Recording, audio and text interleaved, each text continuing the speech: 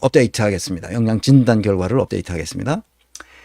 그러니까 11월 19일 날 42강에서 APM 지수를 76으로 코딩했습니다. 코딩 결과가 76이 나온 거죠. 왜 코딩한다고 그러냐?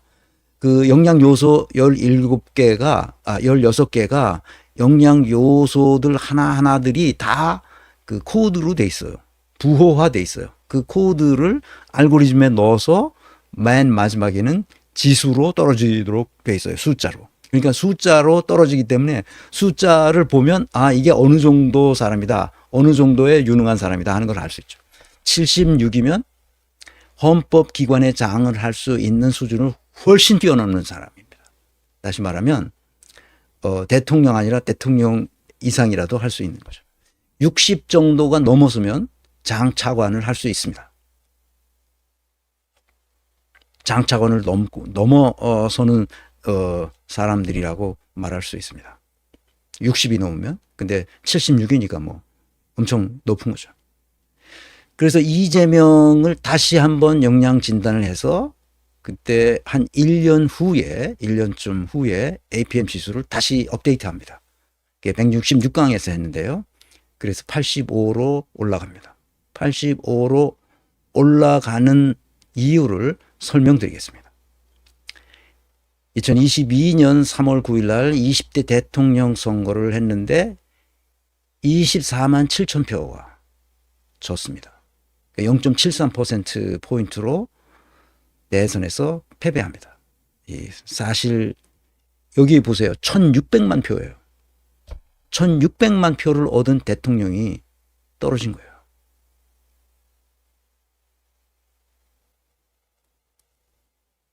간발의 차로, 그야말로 깻잎 한 장의 차이로 집니다.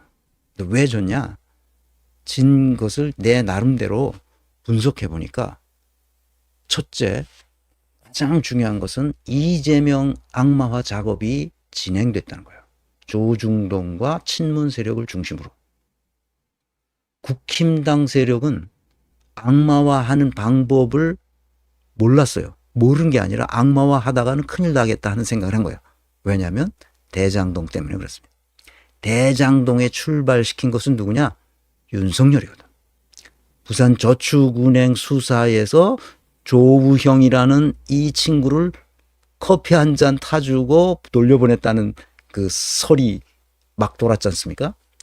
그 조우형이 핵심 인물인데 걔를 봐줬다는 거예요. 거기서 돈이 나와가지고 그 돈이 기초 말하자면 작업 그 수단이 자원이 된 거예요. 그래서 걔네 그 작업이 대장동에서 일어나기 시작한 거예요. 나중에 그게 우여곡절을 커서 김만배까지 넘어오죠. 그래서 국힘당 그 윤석열은 자기가 뭘 했다는 것을 알기 때문에 무슨 짓을 해서 그거 불법이거든. 그거 특검이에요. 그 특검을 못하게 하는 게 바로 그 윤석열이에요. 끝까지 대장동 특검을 못하게 했다. 윤석열이. 하자 그랬는데.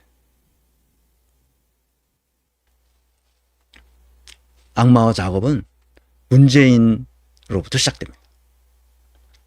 경기도지사 시절, 경기도지사를 할 때 뭐 북한 그 남북 정상회담 평양에서 하는 남북 정상회담 뭐 이런 거 안 들고 간 거 그건 임종석이 준비위원장이니까 그놈이 그랬다고 쳐.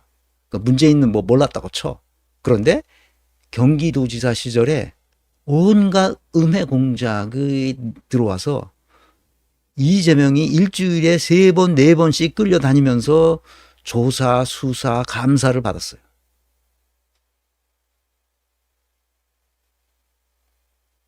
문재인 정부 시절에 그랬습니다. 심지어 전해철 가지고 당내 경선을 했잖아요. 경기도지사. 전해철도 어떻게든지 이재명을 어떻게 해보려고 꿍시렁꿍시렁 돼요. 남경필한테 이겼잖아요. 남경필 국힘당. 남경필한테 이겼는데 이긴 거를 승복을 하네 얘네들이. 그리고 다시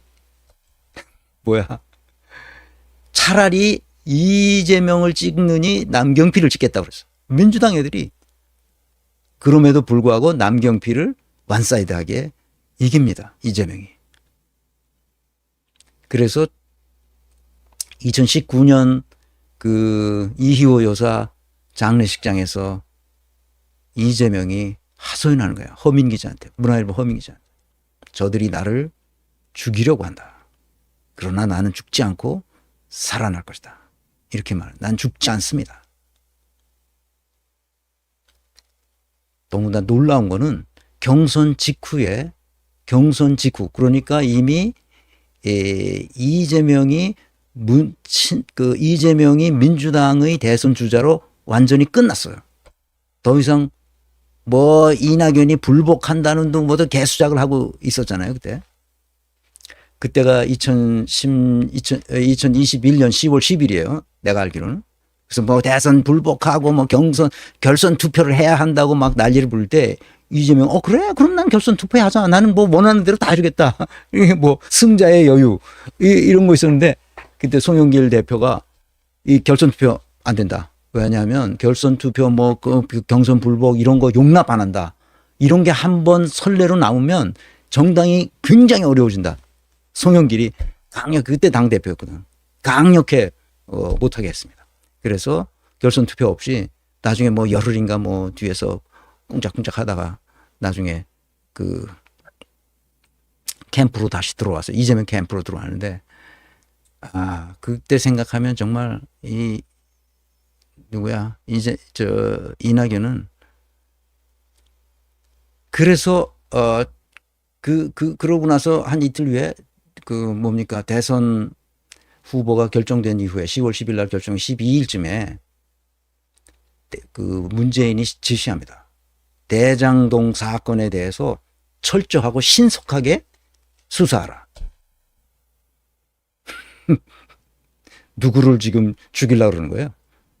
왜? 당시 대장동은 몸통이 이재명이라는 것이 하게 그 소문을 냈거든. 누가? 이낙연 캠프에서. 그러니까 이 흐바리 같은 이 칠푼이 문재인은 신속하게 수사하라. 어쨌든 간에 이 민주당 대선 후보로 이재명은 안 된다고 생각한 거야.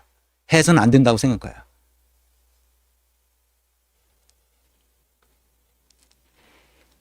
아시겠죠? 그리고 대선에 나아가서 캠페인하는 과정에 재난지원금을 해달라고 여러 사람들이 청와대에다가 연락이 닿는 사람들 했어요. 이해찬서부터 시작해가지고 재난지원금 빨리 줘라 이렇게 했는데 일치 안 줬습니다. 줄 수 있는 돈이 충분히 있었거든요. 그런데 뭐 재정 건전성 어쩌고 저쩌고 하면서 홍남기 핑계대고 안 줬습니다. 주면은 끝났어요. 대통령 선거 끝났습니다. 심상정 필요 없어요. 근데 이렇게 됐어요. 나는 이 문재인의 이 태도가 정말 잘못됐다고 생각합니다. 그 다음에 이낙연이 얼마나 잘못했더니 경선을 불복했고 그 이후에 다시 정당으로 복귀하면서 총괄선대위원장에 위촉했어요. 그 역할을 맡았죠. 그 역할을 맡으면서 많은 시민들이 대장동 몸통이라는 가짜 뉴스를 니들이 했는데 그거 사과해라. 사과를 거부합니다. 그리고 김혜경 보러 10만 원짜리 법카 어떻게 했다고 그거 사과하라고 요구해서 사과합니다. 나는 이게 대선에 결정적인 영향을 미쳤다고 생각해요. 김혜경과 김건희하고는 비교할 수 없는 사안입니다. 그런데 그거를 사과 요구를 함으로써 자기가 총괄선대본부장을 맡겠다고 그런 거죠. 선대본부장을 맡아서 이낙연은 이재명이 대통령 되는 거를 그까지 방해했습니다. 심각하죠.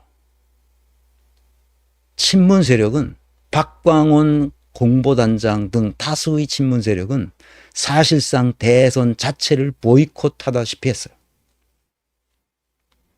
심지어 대선 캠페인 과정에서 윤파라는 걸 만들었어. 윤자에다가 문재인에다가 그 윤자 합쳐서 윤파야, 윤파. 그게 다 어디서 나오냐? 이낙연 캠프를 중심으로 하는 애들이야. 문골 오소리니 뭐 이런 애들이 다 그런 애들이 윤파라 완전히 선거를 방해했습니다. 그리고 그중에서 가장 웃기는 것은 이낙연 총리 시절 비서실장이었던 경선 캠프의 공보 책임자이기도 했던 정운현이 아예 윤파라고 써서 이게 SNS에다 올리면서 문재인을 지지하면서 동시에 윤석열을 지지하는 사람들, 그것을 문파라고 그랬어요. 결국은 윤석열을 지지하는 쪽으로 나가서 윤석열과 사진 찍고 윤석열과 문파. 정운현이 최근에 원래 친일파를 연구하는 사람이었거든. 친일파 연구. 그 친일파와 관련된 수많은 에서 친일파를 연구해가지고 친일파 때려잡는 그런 방식으로 해서 나는 그 친일 연구 쪽에 있는 언론인이라고 생각했는데 나중에 알고 보니까 뉴라이트하고 같은 계열이 그렇지 않고는 윤석열 정부에서 한국문화정보원장이라는 난 그런 기관이 있는지도 모르는데 한국정보문화원장 자리를 꿰차고 지금 출퇴근하고 있습니다. 그래서 만나면 살림살이 좀 좋아졌느냐고 내가 물어보려고 합니다. 그것만 했으면 압도적으로 승리할 수 있었어요. 이재명을 당선시키면 안 된다고 생각했던 사람들이 바로 문재인, 이낙연 친문 세력들이에요. 그것은 자료가 정보가 말해줍니다. 나는 그렇게 해석합니다. 이게 업데이트하는데 굉장히 중요한 거예요. 1600만 표를 얻었다는 거예요. 그럼에도 불구하고 이재명의 사회적 성취는 뭐냐? 대선에서 패배했음에도 8월 28일 민주당 전당대회에서 당대표로 선출됩니다. 뭘 국회의원 당선되는 건 뭐 그건 너무나 기정사실이고 보궐선거에서 당선되자 바로 민주당 전당대회에서 당대표로 선출됩니다. 77.72%. 문재인과 친문 세력의 온갖 방해 공작에도 불구하고 국회의원 보궐소에 나오지 마라, 나오면 안 된다 하는 얘기에도 불구하고 결국 국회의원으로 당선돼서 민주당 전당대회에서 당대표로 됩니다. 당원들은 이미 이재명이 얼마나 유능한 사람인지를 확신했다는 거예요. 이해하셨어요? 그러니까 당원들, 시민들의 생각이 기존의 정치권하고 완전히 괴리되어 있었어요. 문재인이 2012년 그때 낙선하고 대통령에서 낙선한 이후에 민주당의 핵심 세력이었거든. 그러니까 문재인의 손을 거쳐서 다 국회의원 한 놈들이 대부분이었다고. 그런데 그게 180석, 최후로는 180석까지 왔다고. 근데 걔네들은 어떻게든지 이재명을 못하게 하려고 만들었습니다. 그래서 다시 그동안 지나온 세월을 생각하면서 APM 지수를 다시 만들었어요. 그러니까 업데이트를 하는 거죠. 166강 작년 9월 11일 한 1년 전에 다시 업데이트를 합니다. 업데이트를 하니까 APM 지수가 85로 올라섰습니다.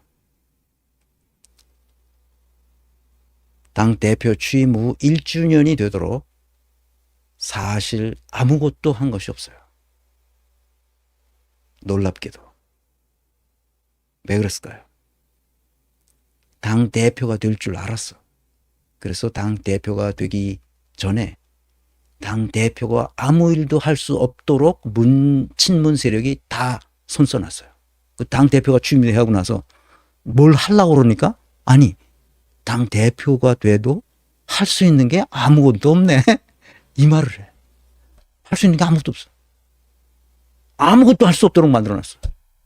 법사위원장도 넘겨주고 국힘당에. 그리고 최고위원들도 이상한 애들을 깔아놓은 거지. 박광훈이 같은 애를. 박광훈이 같은 애를 뭘 했어? 박광훈이 같은 애를 뭐 어떻게 했어 거기다. 그 뭐지? 원내대표를 시켜놓고. 그러니까 할 수 있는 게 없는 거 할 수 있는 게.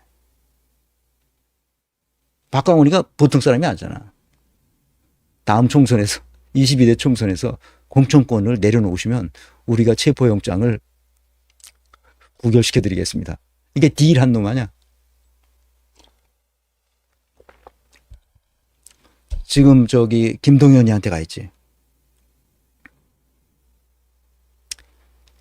두 번째, 2023년 8월 31일 당대표 취임 1주년 기념사를 내가 쭉 읽어주면서 이게 뭘 의미한다는 것을 설명했습니다. 이 말하는 거잖아. 그거를 보면 역사의식과 시대정신이 확실하게 박혀있는 사람입니다. 진리의 길에 들어서서 거기서 탈선하지 않으려고 발버둥 치는 1년이었어요. 그래서 세 번째, 그 기념사의 마지막 문장이 이렇게 끝납니다. 1주년 취임 기념사. 그리고 기자들과 문답을 합니다. 마지막 문장을 읽어드립니다. 사즉생의 각오로 민주주의 파괴를 막아내겠습니다. 마지막 수단으로 오늘부터 무기한 단식을 시작합니다. 그래서 24일간 단식을 합니다. 단식 투쟁이죠. 그 사람들이 다 비웃었어요. 아니 웬 갑자기 단식이야? 뭔 단식을 한다고 그래? 아 얘가 미쳤나? 조중동이 비웃고 다 그랬습니다.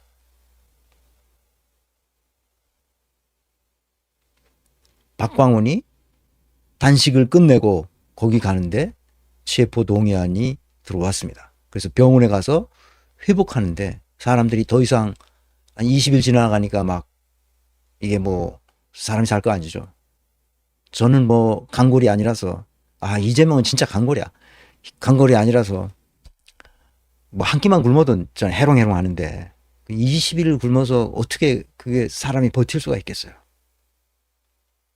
그래서 위험하다고 사람들이 그 의사들이 얘기하고 그러니까 그 녹색병원에 가서 회복하고 있는 거기를 찾아가서 체포 동의안에 가결 부결을 딜을 하고 온 사람이 박광훈이야.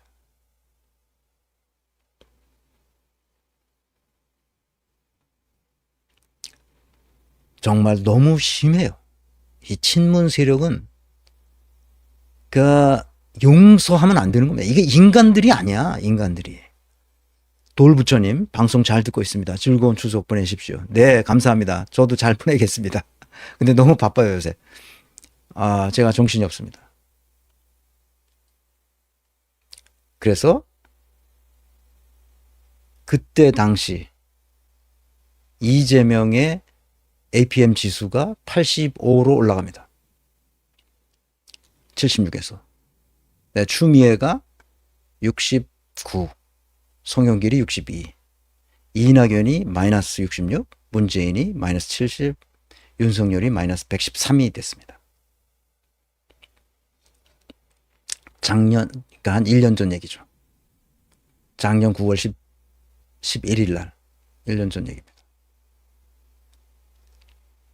뒤에서 이것이 뭘 의미하는지는 뒤에서 얘기하겠습니다. 이낙연은 나중에 업데이트가 돼서 문재인과 윤석열 사이로 들어갑니다. 문재인을 훨씬 능가하고 윤석열을 조금 못 미치고 그런 정도로 완전히 그 나라를 말아먹는 거죠. 지금은 탈당해서 완전히 다른 세계로 날아간 사람이죠. 이걸 잘 보시는 게 좋습니다. 여기서 60이 넘으면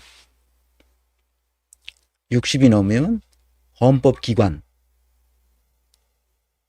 장을 할 수 있습니다. 그만큼 유능하다는 뜻입니다.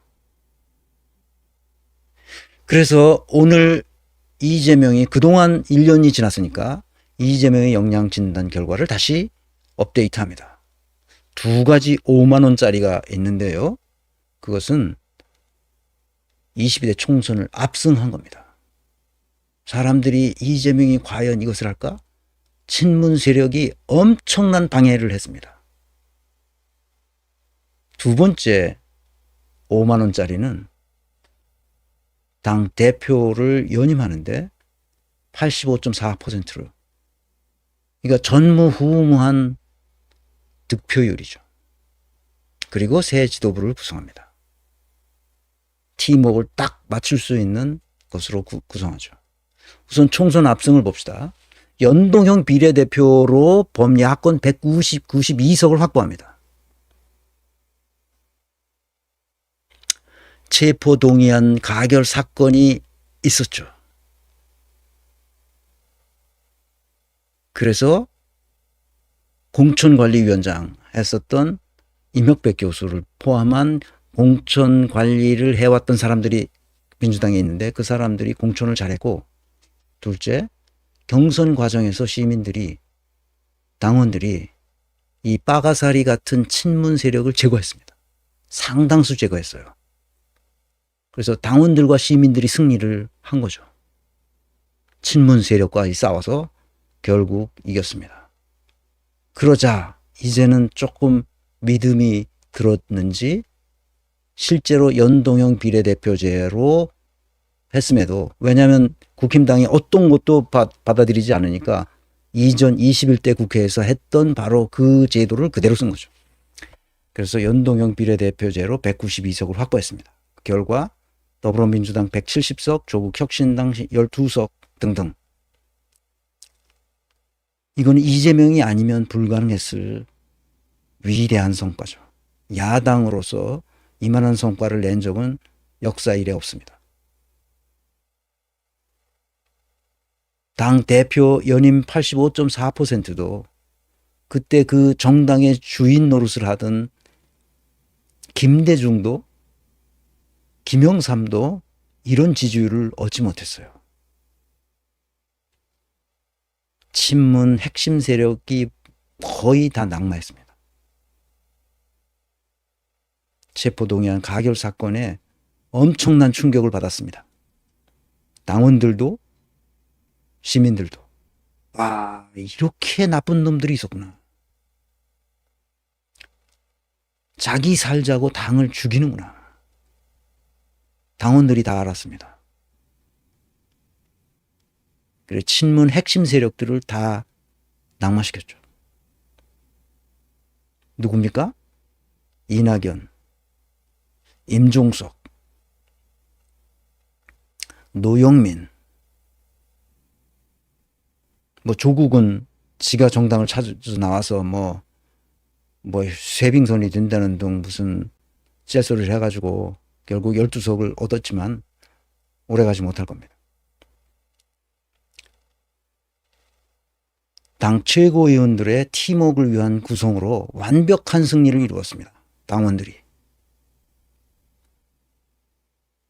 당원들을 칭찬하지 않을 수가 없어요.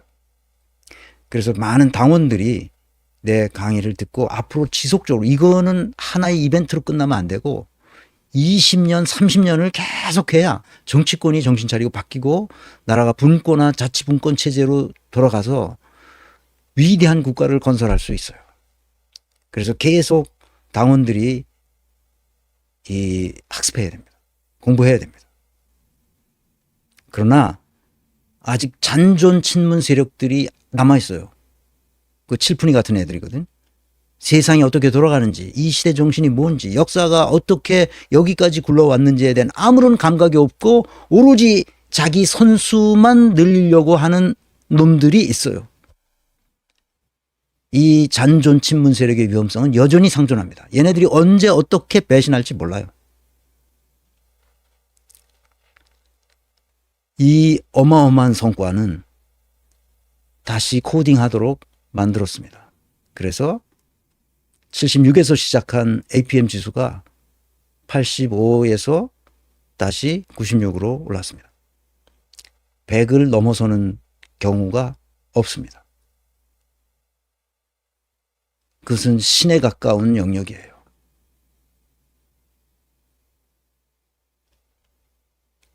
추미애